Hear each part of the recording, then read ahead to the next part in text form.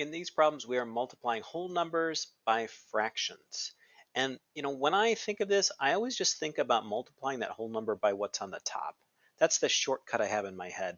But any whole number is a fraction. It can be written as a fraction by putting it over 1. So really, what we're doing here is fraction multiplication, and we're multiplying 4 over 1 times 5 over 6. And that should be pretty straightforward. When you multiply fractions, you multiply the top numbers, the numerators. So 4 times 5 is 20. And you multiply the bottom numbers, 1 times 6, so that's 6. You'll notice that if you had just multiplied the 4 times the 5, you would have gotten 20 over 6. So that's just a little shortcut I use in my head. But this way kind of shows what we're really doing. Now, 20 over 6 needs to be simplified, and I can tell because they're both even. So I know they're both at least divisible by 2. So let's try that.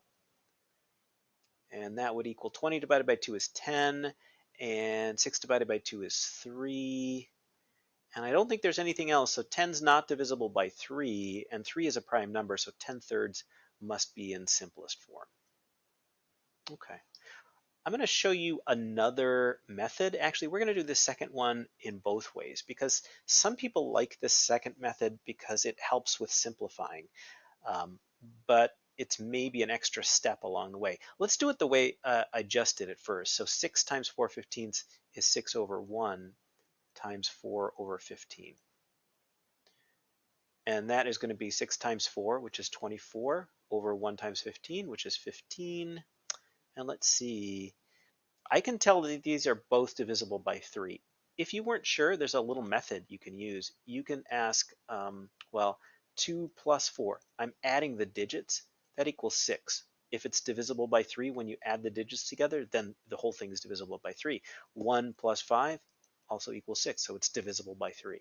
So that's a cute little method to know if it's divisible by 3. All right, so we're going to divide by 3 to simplify. And 24 divided by 3 is 8. And 15 divided by 3 is 5. And that, I think, is in simplest form because 5 is prime and 8 is not divisible by 5. So that's our answer. Now that's method 1, the method I showed you on the last problem.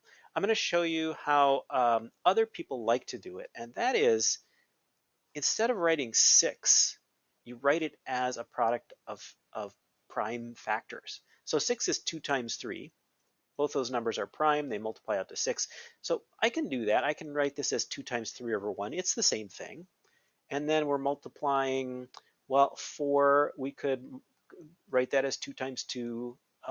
15, we could write it as 5 times 3. And this seems like it's more complicated than what we were doing, but there's a reason for it.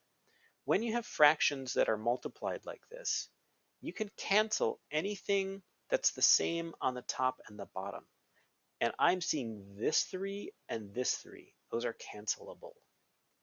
And now we just multiply everything back together. So 2 times 2 times 2 would be 8, and 1 times 5 would be 5. And you see we arrived at the answer, the same answer, without actually having to do that simplification step. So the method there is to factor everything out first, express it as prime factors, and then cancel something on the top with something on the bottom, and then multiply it all together again. One of these methods may work better for you, so just choose whichever one you like. But that is some work with multiplying whole numbers and fractions.